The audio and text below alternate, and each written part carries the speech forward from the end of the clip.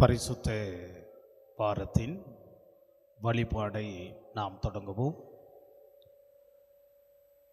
நமது ஆரம்பம் பிதா குமாரன் பரிசுத்த ஆவியாகிய திரியேக நாமத்தில் உள்ளது.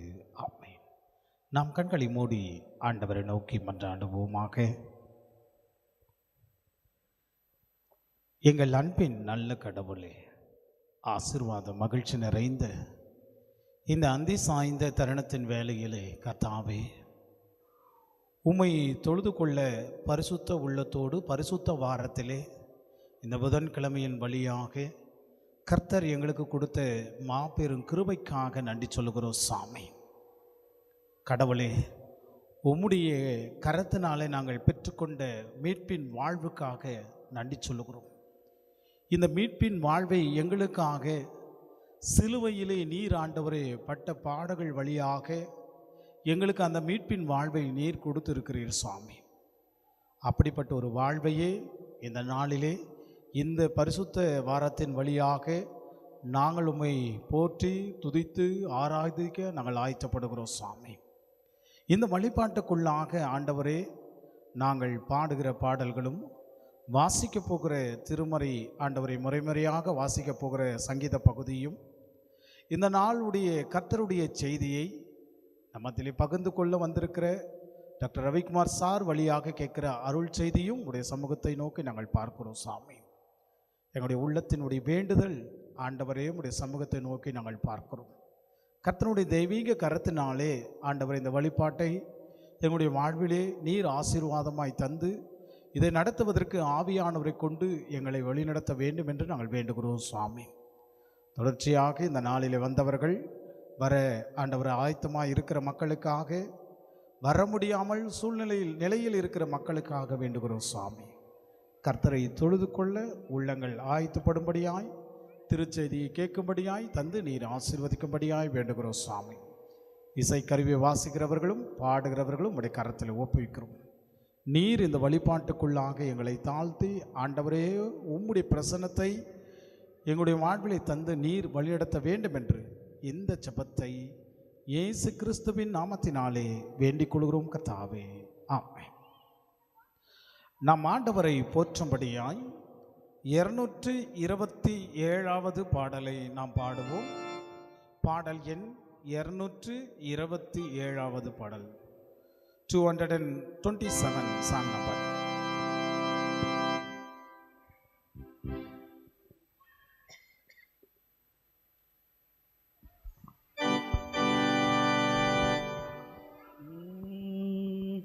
இதோ மரத்தில் சாக உன் ஜீவன் உனக்காக பலியாம் லோகமே போலாப்படி மிகையை சாகிக்கும் மாதுரையை கண்ணோக்குங்கள் நாராக்களை ஈதோ மாதுரு சோடும் வாடியும் ரத்தம் ஓடும் எல்லா இடத்திலும் நல் நெஞ்சிலே துடிப்பு தாவிப்பின் மேல் தாவிப்போ வியாகுலத்தால் பெருகோ ஆரோமை பாட்சமான கர்த்தாயை தன்மையான வதை பாய்வாதித்தான் நீர் பாவியா ஈரே பொல்லாப்பை அறியீரே அறிந்த கேடுண்டாக்கினார் ஆயுதை செய்தோ நானோ ஏ என் அக்கிரமங்கள் தானோ கடற்கரை மணல் அத்தன்மையாய் குவிந்த என் பாதங்கள் ஏந்த வதைப்பு காதி மூலங்கள் நீர் என்னை மீட்டதாலே நான் சுவாமி உமதாளே என் ஆவி தேகமோ என் நாழியோ நீமையோ நான் மரணம் அடையோ நாள் மட்டும் உம்மை போற்றவோ. நாம் பிரதான தேவாரத முறைமையை நாம் பாடுவோம். நமது ஆரம்பம் பிதா குமாரன் பரிசுத்தாவின் நாமத்தில் உள்ளது.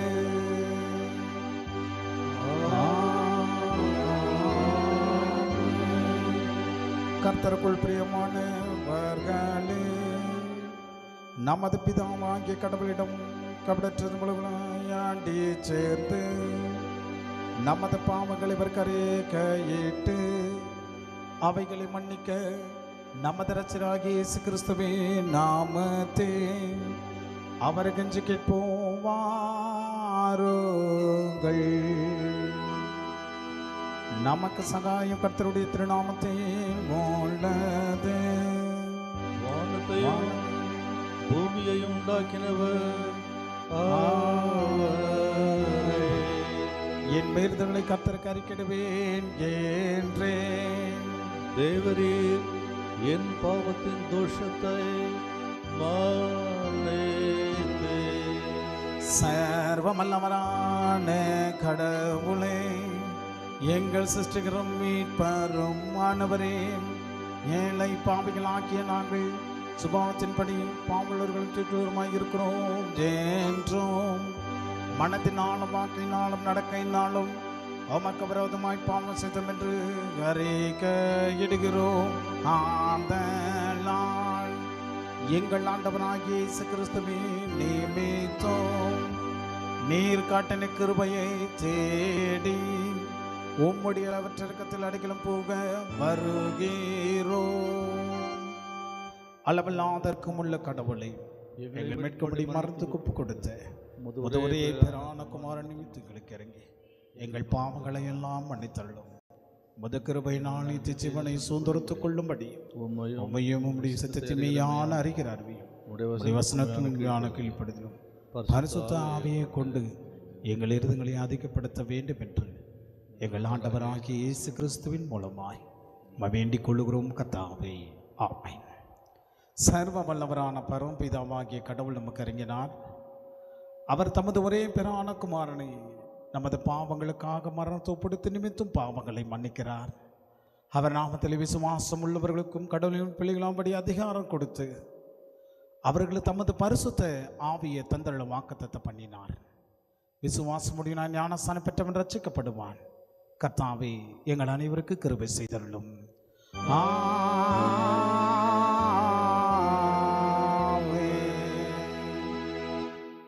சங்கீதம் 70வது சங்கீதத்தை நாம் முறைமுறையாக வாசிப்போம். சங்கீதம் 70. Response reading is taken from the book of Psalm 70.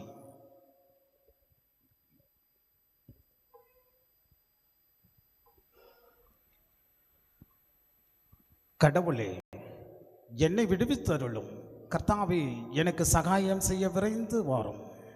என்னை அழிக்க தேடுகிறவர்கள் வெட்கப்பட்டு நாடுவார்களாக. எனக்கு நீரிடும் தீங்கில் புரியம் கொள்ளுகிறவர்கள் பின்னிட்டு திரும்பி அவமானம் அடைவார்களாக. ஆஹா ஆஹா என்று சொல்லுகிறவர்கள் வெட்கப்பட்டு பின்னிட்டு போவார்களாக. உம்மை தேடுகிற அனைவரும் உம்மில் மகிழ்ந்து கழிப்பார்களாக. உமது ரட்சிப்பை நாடுகிறவர்கள் கடவுளுக்கு மகிமை உண்டாவதாக என்று எப்போதும் சொல்லுவார்களாக. சேர்ந்து படிப்போம். நான் சின்னப்பட்டவன், ஏழையானவன், கடவுளே, என்னிடம் விரைந்து வாரும். எனக்கு தேவரீரே, துணை எனக்கு துணை. என்னை விடுவித்து என்னை கர்த்தாவே விடுவிக்கிறவர் தாமதியாதே. கர்த்தாவே தாமதியாயும். பிதாவுக்கும் குமாரனுக்கும் பரிசுத்த ஆவிக்கும் மகிமை உண்டாவதாக, ஆதியிலும் இப்போதும் எப்போதுமான யுகாயுகங்களாய் இருப்பிறப்படியே. ஆமென். கர்த்தாவே, எங்களுக்கு இரங்கும். கர்த்தாவே, எங்களுக்கு இரங்கும். கிறிஸ்துவே, எங்களுக்கு இரங்கும். கிறிஸ்துவே, எங்களுக்கு இரங்கும். கர்த்தாவே, எங்களுக்கு இரங்கும். கர்த்தாவே, எங்களுக்கு இரங்கும். வாசிக்க கேட்ட வேத பகுதியின் வழியாக நம்முடைய விசுவாசத்தை உறுதிப்படுத்திக் கொள்ளும்படியாய் பரிசுத்தவான்களாய் இருக்கிற அப்போஸ்தலர் விசுவாச பிரமாணத்தை நாம் நின்ற வண்ணமாகவே கடவுளுடைய சமூகத்தை நோக்கி மன்றாடி நம்முடைய விசுவாசத்தை புதுப்பித்துக் கொள்ள நாம் யாவரும் அப்போஸ்தலர் விசுவாச பிரமாணத்தை நாம் சேர்ந்து அறிக்கை செய்வோமாக. பரலோகத்தையும் பூலோகத்தையும் படைத்த சர்வவல்ல பிதாவாகிய கடவுளை விசுவாசிக்கிறேன். அவருடைய ஒரே பேரான குமாரனும் நம்முடைய ஆண்டவருமாகிய இயேசு கிறிஸ்துவை விசுவாசிக்கிறேன். இவர் பரிசுத்த ஆவியினால் கர்ப்பத்தில் உற்பவித்து கன்னிமரியாத்தில் பிறந்து பொந்து பிலாத்து கீழ் பாடுபட்டு சிலுவையில் அறைந்து மறைத்து அடுக பண்ணப்பட்டார். பாதாளத்தில் இறங்கி 3ஆம் நாள் மரித்தோலிருந்து உயிர்த்தெழுந்தார். பரத்துக்கேறி சர்வவல்ல பிதாவாகிய கடவுள் வலது பாசத்தில் விற்றிருக்கிறார். அவ்விடத்திலிருந்து உயிரோடு மருத்துவ நியாயத்திற்கு வருவார். பரிசுத்த ஆவியானவர் விசுவாசிக்கிறேன். பொதுவான கிறிஸ்து சபையும் பரிசுத்தவான்களுடைய ஐக்கியமும் பாவ மன்னிப்பும் சரீர உயிர்த்தெழுதலும் நித்திய ஜீவன் விசுவாசிக்கிறேன். ஆமென். நாம் மீண்டுமாய் கடவுளை மையப்படுத்தும்படியாய் 320வது பாடலை நாம் பாடுவோம். பாடல் எண் 320வது பாடல், 320 சாங் நம்பர்.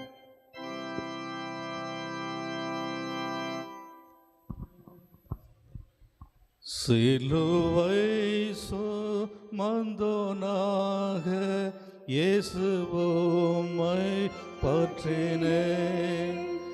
ஏழை பரதேசியாக மோட்ச வீடு நாடுவே. ஊற்றார் மேன்மை ஆசி கல்வி ஞானம் லோகமனைத்தோ அற்பக்குப்பை என்று எண்ணி வேறு பேனே முற்றிலும். துஷ்டர் என்னை பகைத்தாலும் நீரே தஞ்சம் ஆகுவே. கஸ்தி என்ன நேரிட்டாலும் இனி மேன்மை தருவே. உமதன்பு என்னை தேற்ற துக்கம் பயமில்லையே. நாதாவும் பிரசன்னம் நீங்க இன்பமெல்லாம் துன்பமே. நெஞ்சமேவின் மேன்மை நோக்கி பாவம் பயம் அகற்று. எந்த கஷ்டத்தையும் தாங்கி மீட்பரை நீ பின்பற்று. திவ்ய அன்பை சிந்தை செய்து நித்திய மீட்பை நிலையே. ஆவியின் சகாயம் நம்ப காலகம் ஆமென். பிரியமானவர்களே, இந்த நாள் இறை செய்தியை நம் மத்தியிலே பகிர்ந்து கொள்வர் டாக்டர் டி.எஸ். ரவிக்குமார் சார் அவர்கள் நமக்கு இறை செய்தியை பகிர்ந்து கொள்வார். அவர் வருகை என்று வரவேற்று நாம் செய்தியை கேட்போம்.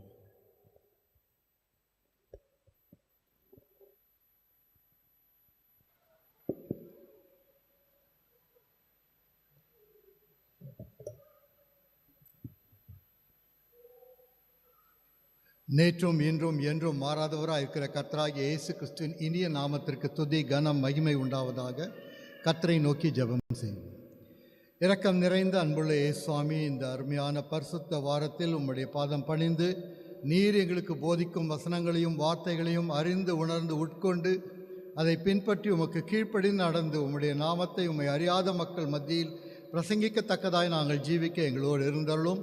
இவ்வேளையிலும் உம்முடைய கரத்தின் ஆசீர்வாதத்தினால் எங்களை ஸ்திரப்படுத்தி பலப்படுத்தி, எங்கள் சுய பலத்தினாலோ ஞானத்தினாலோ அல்ல சுவாமி, கிருபை நிறைந்த உம்முடைய இரக்கங்களினால் உம்முடைய வசனங்களை அறிய எங்களை ஸ்திரப்படுத்தி அருளும்.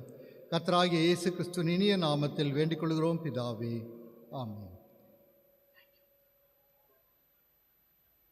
இந்த அருமையான பரிசுத்த வாரத்தில் கர்த்தருடைய பெரிதான கிருபையினால் கர்த்தருடைய செய்தியை பகிர்ந்து கொள்ள கர்த்தர் கட்டளையிட்ட கிருபைக்காக நான் கர்த்தரை ஸ்தோத்திரிக்கிறேன். போதகருக்கும் பொறுப்பாளர்களுக்கும் உங்கள் அனைவருக்கும் என்னுடைய நன்றிகளை தெரிவித்துக் கொள்கிறேன். இந்த வாரத்தை ஒரு சாரார் கூறுகிறது பரிசுத்த வாரம், ஒரு சாரார் கூறுகிறது பாடுகளின் வாரம். ரெண்டுமே ரெண்டு எக்ஸ்ட்ரீம்.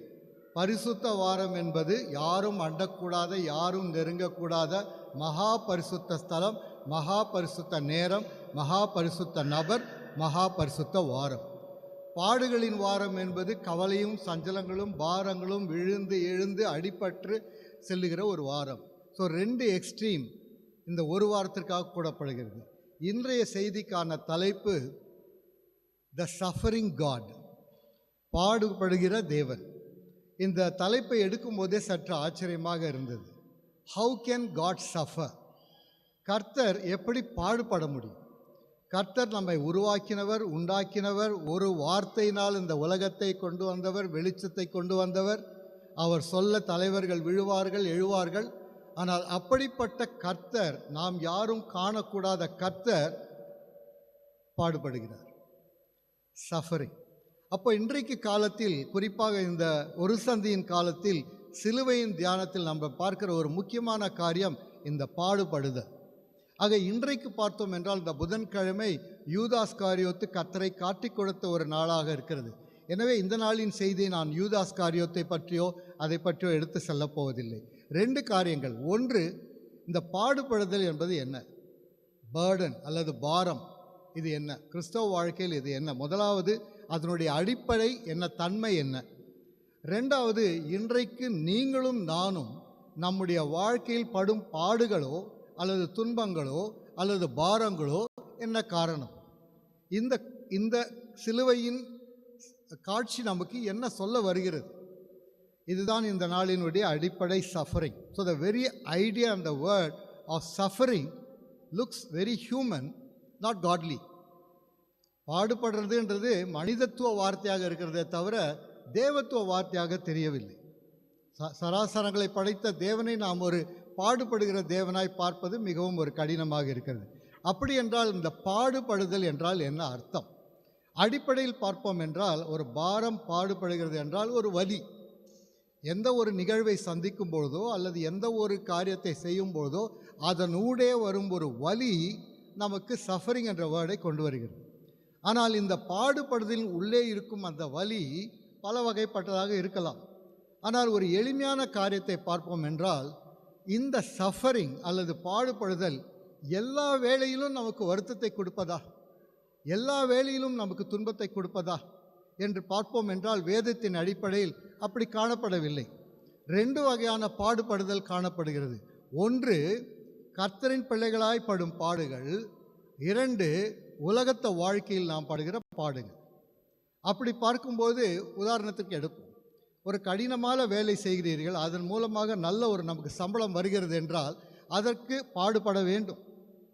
அது நெகட்டிவாக நம்ம பார்க்க போவதில்லை. ஒரு தாய்மை அடையும் போது ஒரு தாய் 10 மாதங்கள் அந்த கருவை சுமந்து அந்த பிள்ளையை பெற்றெடுக்கும் காலம் மட்டும் அந்த தாய் அந்த கருவை ஒரு பாரமாக கருதுவதில்லை. தன்னுடைய வாழ்க்கை நடைமுறைகள் மாற்றப்பட்டாலும், உணவுகள் மாற்றப்பட்டாலும், ஆனால் அவர்களுக்கு அந்த பிள்ளையை பெற்றெடுக்கும் போது வரும் சந்தோஷம் அது பாரமாக தென்படவில்லை.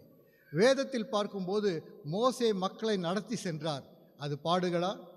நெகேமியா அவர் எழுந்த இடத்தை விட்டு வந்து உடைந்த மதில்களை கட்டினார், அது பாடுகளா? இயேசு கிறிஸ்து நமக்காக இறங்கி வந்து மரித்து உயிர்த்தெழுந்தார்.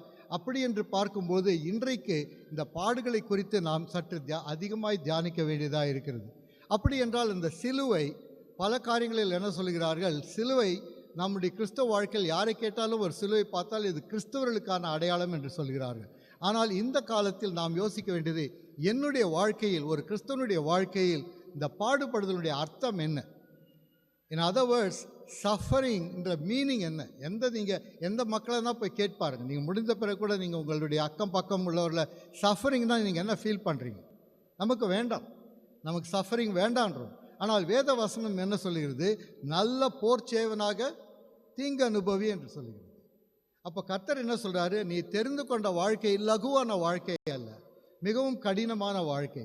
அப்போ இந்த சஃபரிங் அல்லது பாடுபடுதல் 4 வகையாக அல்லது 5 வகையாக பிரிக்கப்படுகிறது. ஒன்று, உடல் ரீதியான பாடுகள், உபாதைகள், முட்டி வலி, கால் வலி, ஏன்னா அதுக்கு நிறையா எங்களுக்கு இருக்கிறதுனால அதை சகஜமாக சொல்லிடுறேன்.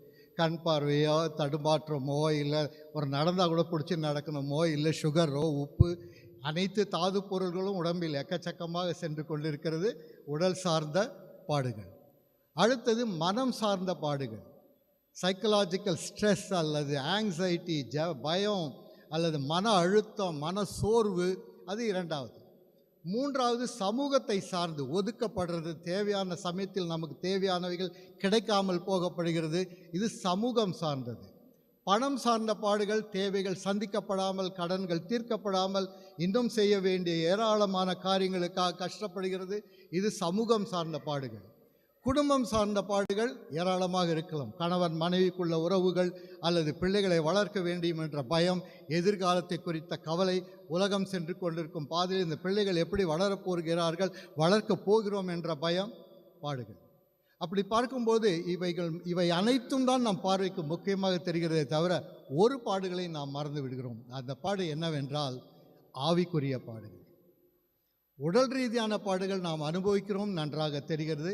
மனது ரீதியாக நாம் அனுபவிக்கிறோம், நன்றாக தெரிகிறது. சமூக ரீதியாக அனுபவிக்கிறோம், நன்றாக தெரிகிறது. பண ரீதியாக, குடும்ப ரீதியாக அனைத்தும் நன்றாக தெரிகிறது. ஆனால் ஆவியின் பாடுகள், கண்ணுக்கு தெரியாத பாடுகள். என்ன அந்த பாடுகள்?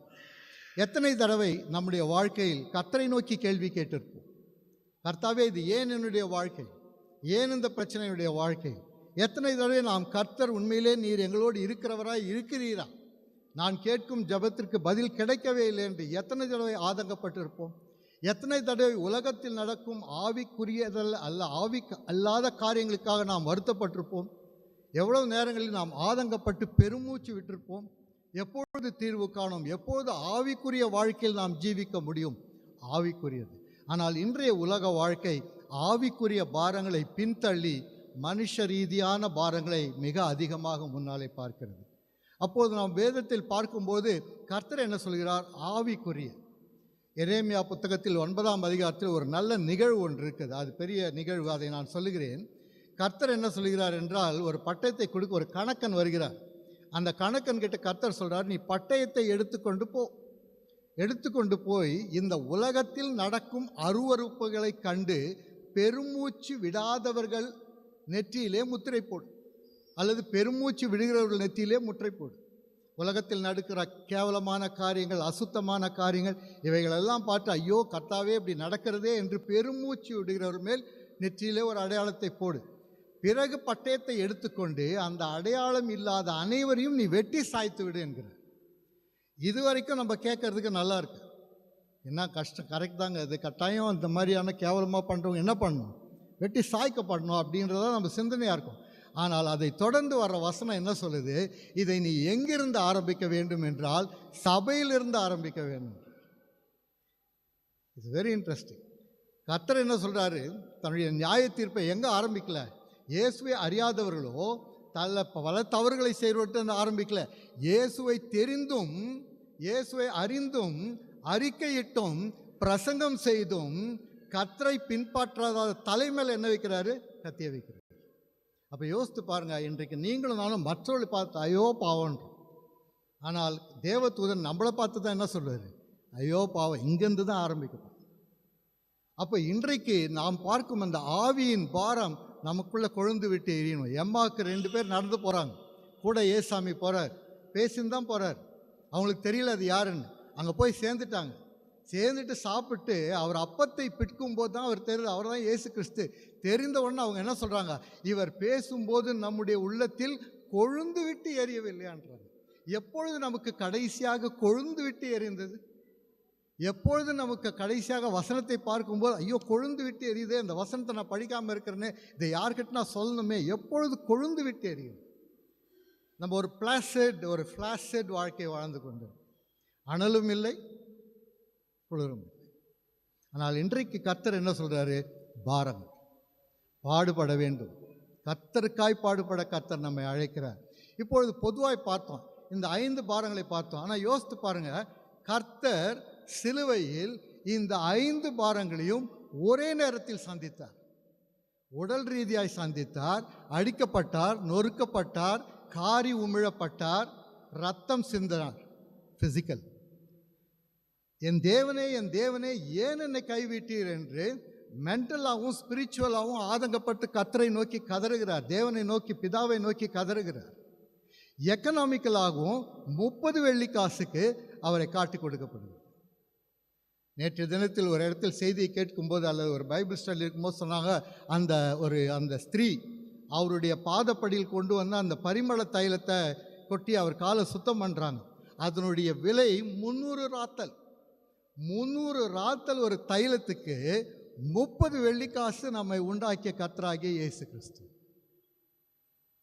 He lost physically, he lost economically, he lost socially, he lost spiritually, everything was lost.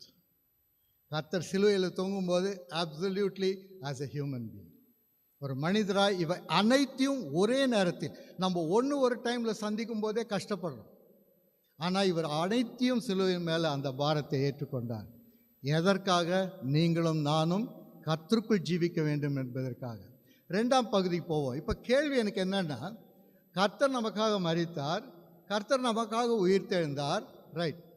ஆனால் நம் பாவங்கள் மன்னிக்கப்பட்டது, கர்த்தருடைய ரத்தம் நம்மளை பரிசுத்தமாக்கியது, நம் பாரங்களை அவரை ஏற்றுக்கொண்டார். அப்போ ஏன் இன்றைக்கும் நம்ம பாவம் செய்து கொண்டிருக்கிறோம்? அப்போ ஏன் இன்றைக்கும் நமக்குள்ள பாவ சிந்தனை? அப்போ ஏன் இன்றைக்கும் நம்ம பாரம் அனுபவிச்சுருக்கிறோம்? இயேசு கிறிஸ்து பிள்ளைன்றோம், கர்த்தர் நம்மோடு இருக்கிறாருன்றாங்க. கர்த்தர் என்ன சொன்னார்? உன் பாதம் கல்லில் இடராதபடிக்கு தங்கள் கைகளில் தாங்கி கொண்டு போனால். கர்த்தருடைய பாதம் ரத்தம் சொந்த தூதர்கள் இல்லை, அங்கே யாருமே இல்லை, பிதாவினால் கைவிடப்பட்டார். ஆனால் இன்றைக்கு நீங்களும் நானும் யோசிக்க வேண்டியது, why am I repeating? Why am I suffering? ஏன் இந்த பாடுகள், ஏன் இந்த பாவம்? ஒரு சண்டையும் இல்லை, ஒரு திருவிருந்துக்கும் பாவம் மன்னிப்பு கேட்கும். 6ஆம் கிளாஸ் படிக்கிறீங்க, பாஸ் ஆகிட்டீங்க, எந்த கிளாஸில் போய் உட்காரணும்? 7ஆம் கிளாஸில் போய் உட்காரணும். ஆனால் நீங்கள் திரும்பி வந்து 4ஆம் கிளாஸில் உட்காந்தா என்ன சொல்லுவாங்க? சிரிப்பாங்க. 6 தான் பாஸ் ஆகிட்டியே, நீ ஏன் 4க்கு வரணும்? நம்ம என்ன பண்ணுறோம்? ஒரு வாரத்தில் பாவம் மன்னிப்பு வாங்கிட்டு அடுத்த வாரம் என்ன பண்ணுறோம்? அதை விட மோசமாக பண்ணி 4ஆம் கிளாஸுக்கு. இப்படியே ஓடின்னு இருந்தால் எப்படி நம்ம பாரங்கள்? அப்போ அதை அறிந்து கொள்ள மத்தேயு எழுதிய சுவிசேஷம் 11ஆம் அதிகாரம் 28 முதல் 30 மட்டும். வருத்தப்பட்டு பாரம் சுமக்கிறவர்களே, நீங்கள் எல்லோரும் என்னிடத்தில் வாருங்கள், நான் உங்களுக்கு இளைப்பாறுதல் தருவேன். நான் சாந்தமும் மனத்தாழ்மையுமாய் இருக்கிறேன். என் நுகத்தை உங்கள் மேல் ஏற்றுக்கொண்டு என்னிடத்தில் கற்றுக்கொள்ளுங்கள், அப்பொழுது உங்கள் ஆத்துமாக்களுக்கு இளைப்பாறுதல் கிடைக்கும். என் நுகம் மெதுவாயும் என் சுமை இலகுவாயும் இருக்கிறது என்றார். இந்த வசனம் நம்ம எல்லாருக்கும் மனப்பாடம், சண்டே ஸ்கூல்லேருந்து நம்ம படித்தோம். ஆனால் இதில் என்ன சொல்கிறாரு? வருத்தப்பட்டு பாரம் சுமக்கிறவர்களே, நீங்கள் எல்லோரும் என்னிடத்தில் வாருங்கள், நான் உங்களுக்கு இளைப்பாறுதல் தருவேன் என்றார். ஆங்கிலத்தில் சொல்லும்போது, those who are laden and heavy burden come unto me and I will give you rest அப்படின்றார். இந்த வசனம் என்ன சொல்ல வருது? வருத்தப்பட்டு பாரம் சுமக்கிறவர்களே, இந்த பாரம் என்ன, இந்த பாடுகள் என்ன? 3 வகையாக பிரிக்கப்படலாம் இந்த பாரங்கள் அல்லது பாடுகள். 1, நாமே நமக்காய் தேடிக்கொள்கிற பாரம். 2, நமக்கு விருப்பம் இல்லாமல் மற்றவங்க நம்ம மேலே போடுற பாரம். 3, கர்த்தர் நம் வாழ்க்கையில் அனுமதிக்கிற பாரம். 3 பாரங்கள் இருக்கு. நீங்கள் ஜனவரியிலேருந்து இந்த மார்ச் 31 முடிஞ்சிச்சு, 3 மாதத்துக்கு உங்கள் லிஸ்ட் எடுத்து பாருங்கள். வீட்டில் எத்தனை பாரத்துக்கு கஷ்டப்பட்டீங்கன்னு. 90% பாரம் நம்பர் 1 பாரம் தான். நம்மளா நமக்கு தேடிக்கின பாரம் தான். ஒருவேளை 10 வருஷமாக சிகரெட் பிடிச்சிட்டு காச நோய் வந்தால் நான் என்ன சொல்கிறது? இது நான் தேடிக்கொண்ட பாரமா, இல்லை தேவனே என் மேலே ஏன் இந்த சிலுவை வச்சிரு, ஏன் இந்த பாரத்தை வச்சிரு? உன்னை யாருப்பா பிடிக்க சொன்னது? ஆல்கஹால் எடுத்துகிட்டு லிவர் ரிப்பேர் ஆயிடுச்சுன்னா போயிட்டு தேவனேன்னா ஒன்றும் ஒர்க் அவுட் ஆகுது. அப்போ இது நாமாய் தேடிக்கொள்கிற பாரம். இன்றைக்கு உலகத்தில் உள்ள ஏராளமான பாரங்கள் நாமாய் நமக்கு தேடிக்கொள்கிற பாரம். என்னுடைய அஜாக்கிரதினால், என்னுடைய நேரமின்மையினால், என்னுடைய சோம்பேறித்தனத்தினால், என்னுடைய புறங்கூறுதினால், என்னுடைய சுய மேன்மையினால், என்னுடைய சுய கௌரவத்தினால், என்னுடைய என்ன சொல்கிறேன் ஏராளமான காரியங்களெல்லாம் என்ன சொல்கிறேன், நானே எனக்கு பாரத்தை தேடிக்கிறேன். என்னையே சேர்த்து தான் சொல்கிறேன், நானே என்னுடைய பாரத்தை தேடிக்கிறேன். அப்புறம் அது மேலே அமுக்குதேன்னா நானே தூக்கி வச்சது. உங்களுக்கு நல்லா தெரியும் அந்த கதைன்னு நினைக்கிறேன். ஒரு ஆள் ரெவியாக வெயிட் தூக்கின்னு போகிறாரு. ரிக்ஷாவில் அவர் ஏற்றி உக்காந்த உடனே திரும்பி பார்த்தா என்ன வச்சுங்கிறாரு? வெயிட்டை வச்சுருந்தா உட்காந்துங்கிறாரு. அந்த மாதிரி தான் ஒரு நல்ல கதை ஒன்று இருக்குது. இப்போ ரீசெண்டாக படித்தேன். ஒரு கழுதைக்கும் ஒரு புலிக்கும் சண்டை. என்னன்னா, கழுதை சொல்லுது புல் ஊதா கலரில் இருக்குது, ப்ளூ கலரில் இருக்குது. புலி சொல்லுது புல் பச்சை கலரில் தான் இருக்குது. இந்த 2 பேரும் போராட்டத்தில் என்ன பண்ணாங்க, 2 பேரும் ராஜா கிட்ட போனாங்க. சிங்கத்துக்கிட்ட போயிட்டு புலி சொல்லுது, பாருங்கள், கழுதை சொல்லுது புல் ஊதா கலர், ப்ளூ கலர் சொல்லுது, ஆனால் பச்சை கலர் தானே அப்படின்னு. சிங்கம் என்ன சொல்லுச்சு, தீர்ப்பு கொடுச்சு. தீர்ப்பு என்னன்னா, கழுதைக்கு சொன்னது கரெக்ட், புல் ஊதா கலர். புலி சொன்னது தப்பு. அதனால் அதுக்கு 1 வருஷம் ஒரு தண்டனை கொடுத்துச்சு. கழுதை ரொம்ப சந்தோஷமாக ஓடி போயிடுச்சு. ஓடி போனோடனே இந்த புலி கேட்டுச்சு ராஜா கிட்ட, புல் பச்சை கலர் தான், தப்பு பண்ணது கழுதை, நீங்கள் கழுதைக்கு தண்டனை கொடுக்காம எனக்கு தண்டனை கொடுத்துக்கிறீங்களே, என்ன அர்த்தம்னு ஒன்று ராஜா சொல்லிச்சான். புல் பச்சைன்றது எல்லாருக்கும் நல்லா தெரியும். அந்த கழுதை சொல்லிச்சின்னு அது டைமை வேஸ்ட் பண்ணி உன் டைமை வேஸ்ட் பண்ணு. அந்த கழுதை சொல்லிச்சின்னு ராஜா ஏன் டைமையும் நீ வேஸ்ட் பண்ணு. இப்படி கழுதை பேச்செல்லாம் கேட்டு நீ டைமை வேஸ்ட் பண்ணதுனால யாருக்கு தண்டனை? உனக்கு தான் தண்டனை. இன்று யோசித்து பாருங்கள். ஒருவேளை நகைச்சுவாக இருக்கலாம், நம் சிந்தனையில் எப்படி அந்த மாதிரியான சிந்தனைகள் இருக்கும்? எத்தனை பேர் நம்மக்கிட்ட சொல்லுவாங்க இப்படிங்க அப்படிங்கன்னுவாங்க. அந்த பேச்சை நம்ம கேட்டு நீ இன்னொரு கிட்டத்தை எடுத்துன்னு போனோம்னா என்ன ஆச்சு? we are wasting our time when we can praise the Lord. கர்த்தர் நம்மோடு இருக்கிறார் என்ற வல்லமை வெளிப்படுத்துக்கு பதிலாக இந்த மாதிரியான சங்கிலிகளால் நாம் இழுக்கப்பட்டிருக்கிறோம். அப்போ இந்த 3 பாட்டில் நாமாய் நமக்கு தேடிக்கொள்கிற பாரம், மற்றவர்கள் நம்ம மேல் கொடுக்குற பாரம். கண்ட்ரோல் இல்லை, எல்லாமே நமக்கு கிடையாது. இளைஞர்கள் மத்தியில் பேசும்போது இதுதான், சின்ன பசங்க மத்தியிலையும் படித்து வரும்போது பேசுறது அதுதான். ஹாஸ்டலில் போய் ஜாயின் பண்ணுறாங்க. ஹாஸ்டலில் அவங்க ரூம்மேட் அவங்க சாய்ஸா கிடையாது, அவங்க கிளாஸ்மேட் அவங்க சாய்ஸா கிடையாது. அப்போது அவர்களுடைய பழக்க வழக்கங்களுக்குள் இவர்கள் விட நேரிடுது, அவருடைய செல்லும் பாதைக்குள் இவர்கள் செல்ல நேரிடுகிறது. we don't have a control. பார்வோன் செய்த காரியங்கள் there is no control. கர்த்தர் அனுமதித்தார். அந்த 3வது காரியம் கர்த்தர் அனுமதிக்கிறார். எனக்கு ரொம்ப பிடிச்ச நபர், நிறைய பேர் பைபிளில் பிடிக்கும், யோனா பார்த்தீங்கன்னா அவர் என்ன பண்ணுறாரு, யோனா கர்த்தர் சொல்கிறாரு போ நினிவேக்குன்றார். அவர் என்ன பண்ணுறாரு, இல்லைன்னு தர்ஷீஷ் போகிறார். யோசித்து பாருங்கள், கர்த்தர் என்ன பண்ணிருக்கலாம்? யோனாக்கு ஒன்று போட் ஏறதுக்கு முன்னால் வீசா கிடைக்காம பண்ணியிருக்கலாம். வீசா கிடையாது, சும்மா சொல்கிறேன், வீசா கிடைக்காம பண்ணியிருக்கலாம். இல்லை போட் ஏறும்போதே தடிக்கு விழுந்திருக்கலாம். இல்லை போட்டே புறப்படாமல் ஓட்டையே ஆடி இருக்கலாம். எதுவுமே கர்த்தர் பண்ணல. யோனாவை ஏற விட்டார், நல்லா தூங்க விட்டார், நடு கடலில் கொண்டு போய் கீழ்காற்றை அனுப்பி கப்பலை ஆட்டுன்னு ஆட்டி யோனா எழுந்து இது எல்லாம் நான் தான் காரணம், என்னை தூக்கி போடுங்கன்றார். இதுலேருந்து என்ன கடைசியில் அவர் தூக்கி போட்டு தண்ணிக்குள்ளே போய் மீன் வயிற்றுலேருந்து ஜெபம் பண்ணுறார். ரொம்ப simple. Moral of the story, சிலருக்கு மீன் வயிற்றுல போன பிறகு தான் தெரியும் நம்ம எவ்வளோ தப்பு பண்ணுறோன்னு. வெளியே இருந்தால் தெரியாது. இது என் வாழ்க்கையில் வச்சு சொல்கிறேன் நான், நீங்கள் உங்களை நினச்சி தப்பாக நினச்சிக்காது. என் வாழ்க்கையில் கர்த்தர் நிறைய தடவை சொல்கிறார், ரவி நீ போட்டில் இருக்கும்போது தெரியாது, நீ வெளியே விட்டுருவேன் நான், நீ போ. உன்ன மாதிரி ஆளுங்களுக்கு எங்கே வரும்? மீன் வயிற்றில் தான் வரும். அப்போ கர்த்தர் என்ன சொல்கிறாரு, பாரத்தை நீ கடந்து செல், பாரத்தை அனுமதிக்கிறார். அந்த பாரத்தில் கர்த்தர் என்ன சொல்கிறாரு, நீ அதற்குள்ளாய் என் கரத்தை பிடித்துக்கொள், நான் உனக்கு கற்றுத்தரேன் நீ செல்ல வேண்டிய பாதையை. அதுதான் கிறிஸ்டியன் லைஃப். நீ தீயை கடந்து செல்வாய், தண்ணீரை கடந்து செல்வாய், அவை உன்மேல் விழுவதில்லை புரளுவதில்லை என்றார். கர்த்தர் எங்கேயுமே தீயும் உனக்கு வராது இதுவும் வராதுன்னு சொல்லணும். கர்த்தர் என்ன சொல், தீ இருக்கும், நெருப்பு இருக்கும், ஆனால் நான் கூட இருக்கிறேன்றார். அதே தான் கிதியோனுக்கு சொல்கிறாரு, இருக்கிற பலத்தோடு போ, உன்னோடு இருக்கிறவர் கர்த்தராகிய நான் அல்லவான்றார். யோசுவா காலேபு எல்லாம் நல்லா இருக்குது, திராட்சை பழம் இருக்குது, மாதுளம் பழம் இருக்குது, ராட்சத்தில் இருக்கிறாங்க. ஆனால் யோசுவா காலேபு என்ன சொல்கிறாங்க, ராட்சத்தில் இருக்கிறாரு, ஆனால் கூட யார் இருக்காங்க? கர்த்தர் இருக்கிறார். அப்போ இன்றைக்கு உங்களுக்கும் எனக்கும் பாடுகள் உண்டு, பாடுகள் இல்லைன்னு சொல்ல முடியாது, பாரங்கள் உண்டு, பேர்டன் உண்டு, இன்னும் வரப்போகுது. எலெக்ஷன் வேறு இருக்கு, எல்லாம் வரப்போகுது. ஆனாலும் நமக்குள்ள நம்பிக்கை என்ன, நான் கர்த்தரோடு செல்கிறேன். அப்போ தான் இந்த வசனத்தை பாருங்கள், நேரத்தினால் நான் கொஞ்சம் சுருக்கமாக சொல்கிறேன். அந்த வசனத்தை பாருங்கள், ரொம்ப பிடிக்கும் அது. வருத்தப்பட்டு பாரம் சுமக்கிறவர்களே என்னிடத்தில் வாருங்கள், நான் உங்களுக்கு இளைப்பாறுதல் தருவேன். அந்த இளைப்பாறுதலுக்கு மீனிங் என்ன? எனக்கு ஒரு பிரச்சனை, நான் ஏசாமி கிட்ட போனால் இந்த வசனத்தின்படி என்ன அர்த்தம்? ஆங்கிலத்தில் பார்த்தீங்கன்னா, those who are laden and heavy burden, cast your care upon me, for I'll give you rest. ரெஸ்டினுடைய மீனிங் என்ன? எளிதாக பார்க்கணுன்னா ரெஸ்ட்னா என்ன?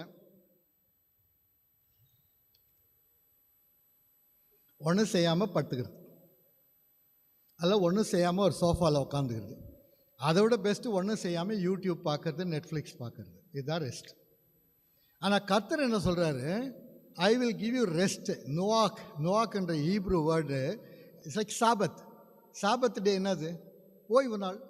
ஓய்வு நாளை நீ எப்படி ஆசரிக்கணும்? பரிசுத்தமாக ஆசரிக்கணும். அப்போ ஓய்வு நாளில் நீ என்ன பண்ணணும்? 8 மணி நேரம், 7 நாள் 6 நாள் வேலை செஞ்சாச்சு. 7 நாள் என்ன சொல்கிறார் கர்த்தர், முந்தின நாளே சாப்பாடு செஞ்சுட்டு ஸ்விக்கியில் ஆர்டர் பண்ணிட்டு ஒன்றும் பண்ணாத, பட்டு நல்லா தூங்கு.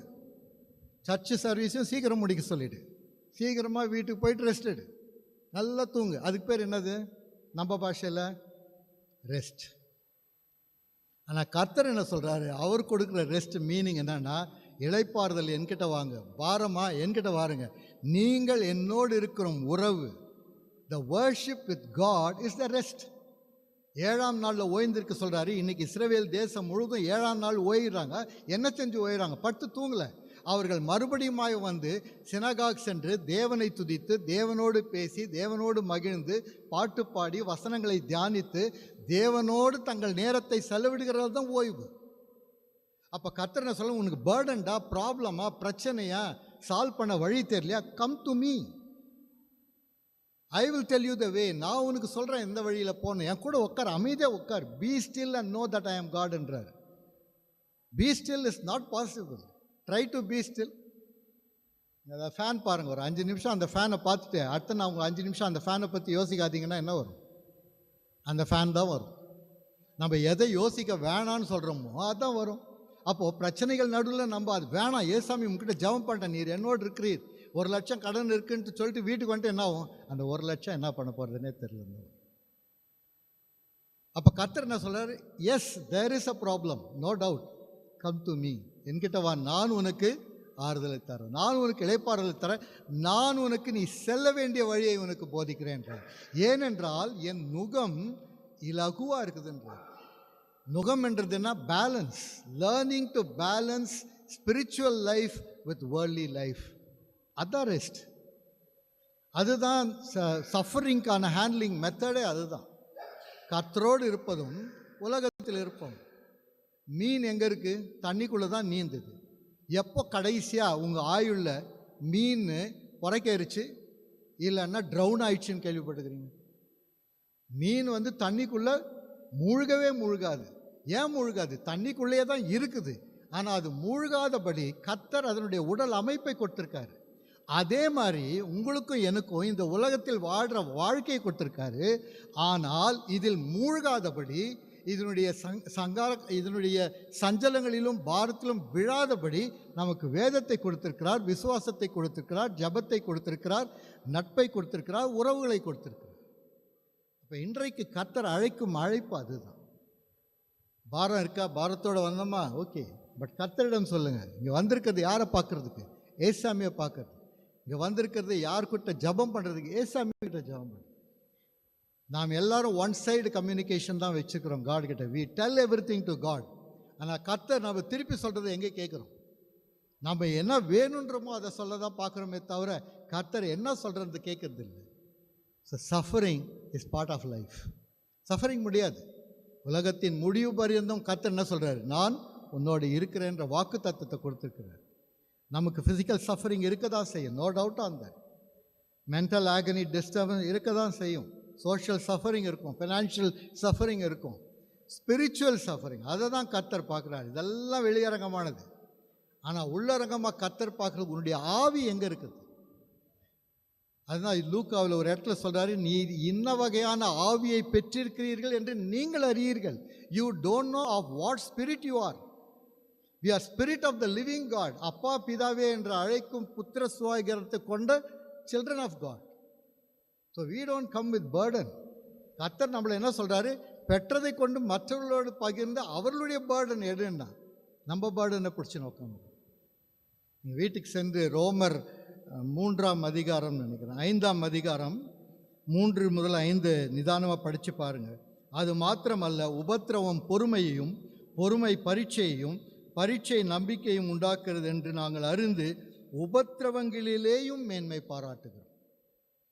Taking joy in suffering. நிறைவாக பல ஆண்டுகளுக்கு முன்னால் ஒரு நாள் காலையில் எனக்கு சரியான தலைவலி. காலையில் தலைவலி வர்றது நல்ல சைன் கிடையாது.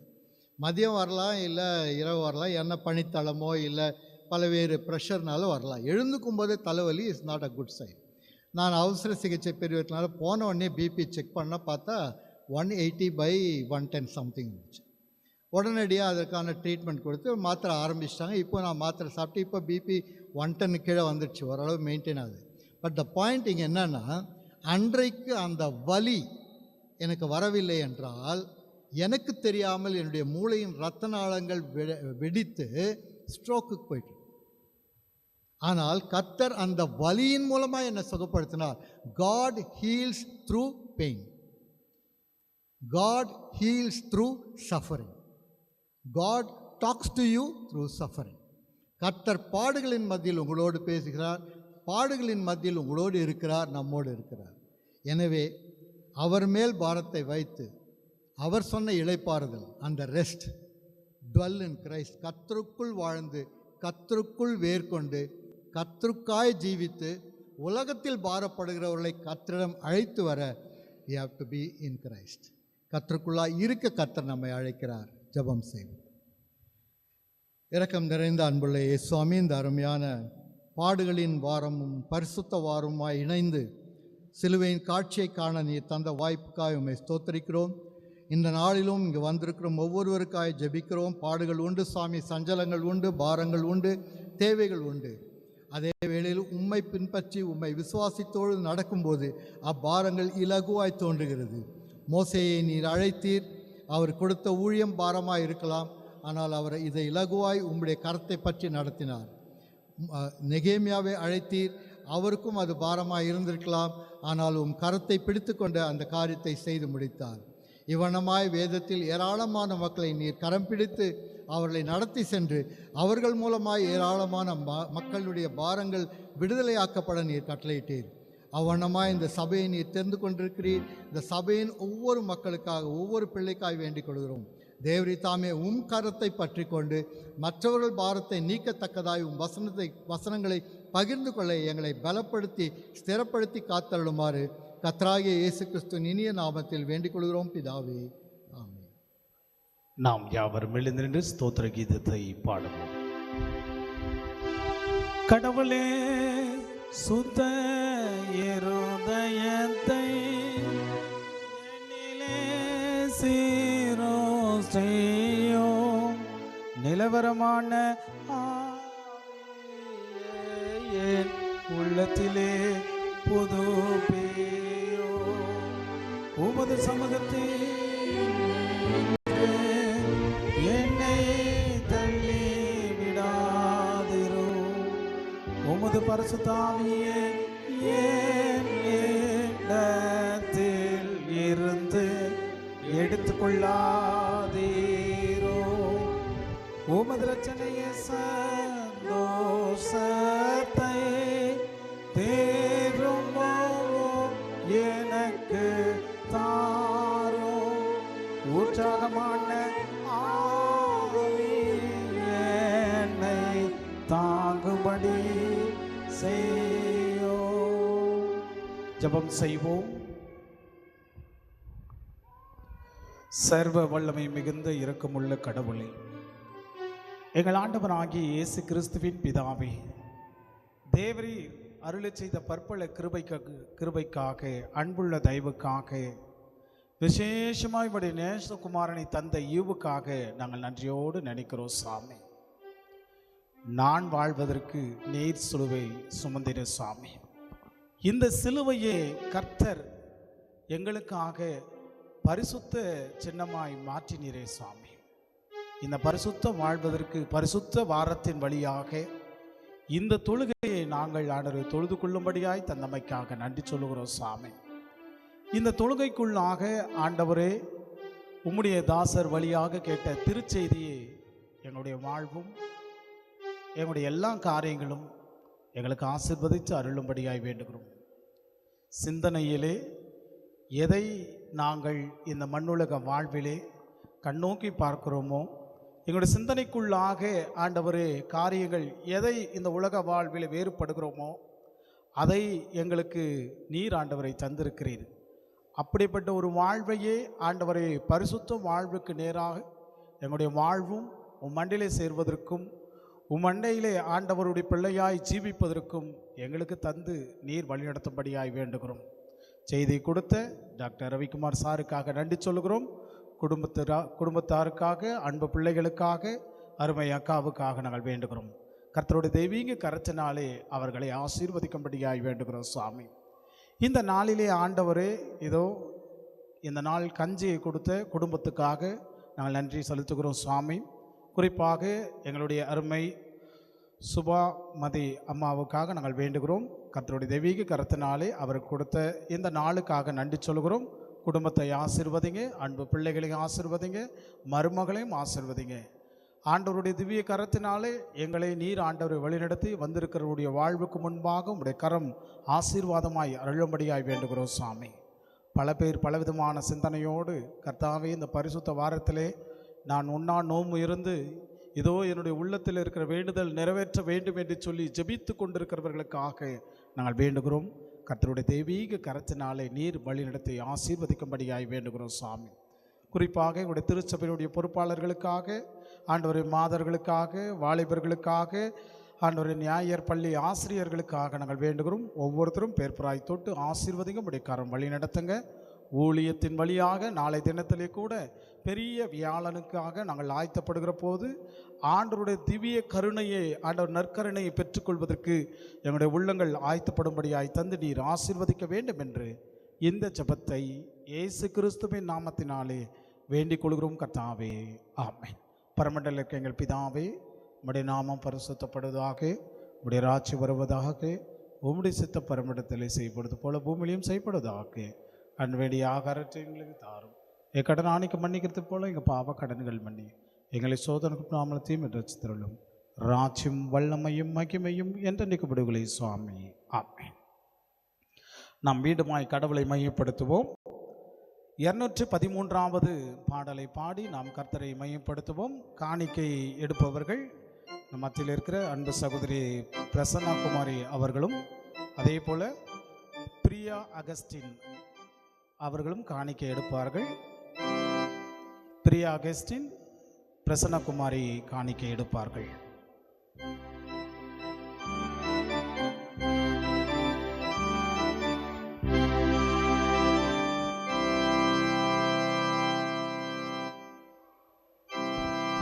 பொற்பு மிகும் வானுலகம் பூவுலகம் படைத்த பர பொருளே, இங்கே பொந்தி பிலாத் அரண்மனையில் வந்து நிற்கும் காரணமென் கோவே. இங்கே பொந்தி பிலாத் அரண்மனையில் வந்து நிற்கும் காரணமென் கோவே. தற்பரனர் மொழி மறுத்து தருவின் கனி புசித்தனர் பவதா, இங்கே சங்கடமெல்லாம் தொலைக்க இங்கெழுந்தோம் சீயோனின் மாறே. இங்கே சங்கடமெல்லாம் தொலைக்க இங்கெழுந்தோம் சீயோனின் மாதே. அற்புத வேதாகமத்தின் சொற்பொழுதில்லாத ஒரு சேவை, நீர் அடிமையை போல் கற்றூணில் கொடுமையில் கட்டுண்டதென்ன கோவே. நீர் அடிமையை போல் கற்றூணில் கொடுமையில் கட்டுண்டதென்ன கோவே. கற்பனை மீறிய பவதா கடின நர காக்கினை படாமல், உமை காப்பதற்கிங்கே நியாய தீர்ப்பில் உற்றும் சீயோனின் மாதே. உம்மை காப்பதற்கிங்கே நியாய தீர்ப்பில் உற்றும் சீயோனின் மாதே. துய்ய திருமேனி எல்லாம் நொய்ய உழுத நிலம் போல் ஆகி, கன சோரி சிந்த வாரதினால் நீரடிக்கப்பட்டதென்ன கோவே. கன சோரி சிந்த வாரதினால் நீரடிக்கப்பட்டதென்ன கோவே. வையகத்தின் பாதகத்தால் பெய்யும் நடு தீர்வையெல்லாம் ஆற்ற, இந்த வாதையெல்லாம் பட்டிறக்க போத மனம் சம்மதித்தோம் மாதே. இந்த வாதையெல்லாம் பட்டிறக்க போத மனம் சம்மதித்தோம் மாதே. செய்ய கண்கள் உரசி வந்து திருக்கன்னங்கள் தடித்து மிக வீங்கி, முழு சென்னையின் ரோமங்கள் எல்லாம் விண்ணமுற்றிங்கிருப்பதென்ன கோவே. முழு சென்னையின் ரோமங்கள் எல்லாம் விண்ணமுற்றிங்கிருப்பதென்ன கோவே. மையிருளில் குருக்களுடை மாளிகையில் படுத்தின பாடெல்லாம், இங்கே வன்கொலஞ்சரால் அடிக்க பங்கமுற்ற கோலமிது மாதே. இங்கே வன்கொலஞ்சரால் அடிக்க பங்கமுற்ற கோலமிது மாதே. கன்னியரே சீயோனின் மின்னரசே ஞானமட மானே, உன்னை காத்தருள்வோம் மணவீடு சேர்த்தருள்வோம் கலங்காதே மாதே. உன்னை காத்தருள்வோம் மணவீடு சேர்த்தருள்வோம் கலங்காதே மாதே.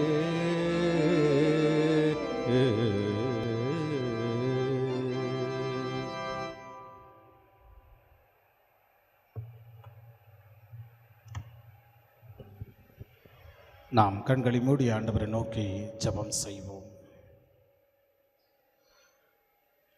சர்வத்திற்கும் உள்ள கடவுளே, நாங்கள் உறுதியான விசுவாசத்தை உமக்கு ஊழியம் செய்யவும், உம்முடைய நாமத்தை அறிக்கை விடுதலும் முடிபெறிந்தும் நிலைத்திருக்கவும், உமது வார்த்தை கட்டப்படாமல் தன்மைக்கேற்றபடி தாராளமாய் கிறிஸ்துடைய பரிசுத்த ஜனத்தின் மகிழ்ச்சிக்கும் வளர்ச்சிக்கும் பிரசங்கிப்படியும், உமது பரிசுத்த ஆவியானவரை பரத்தில் வருகிற ஞானத்தையும் உம்முடைய திருச்சபைக்கு தந்தருளும்படியாய் நாங்கள் வேண்டிக் கொள்கிறோம் சுவாமி.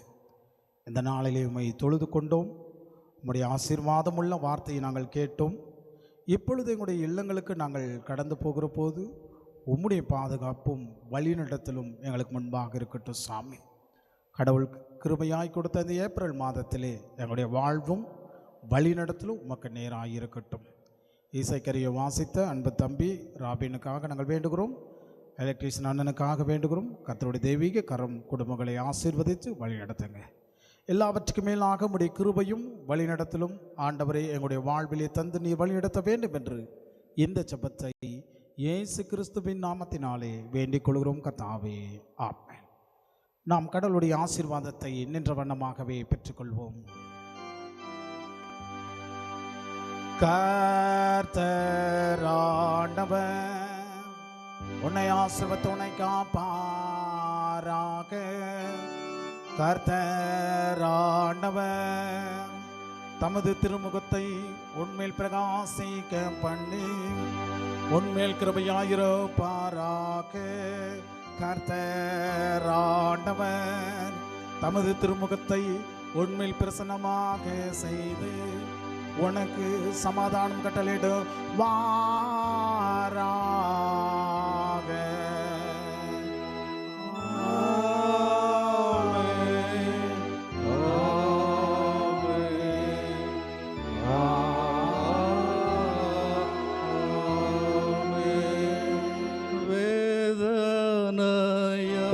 வேதனையடைந்து ரத்தம் சிந்தினே இயேசுவே என்றைக்கோ ஸ்தோத்திரம் பெறுவே. திரு ரத்தம் போற்றே ஆர்ப்பரித்திடும் பெரும் சத்தத்தோடு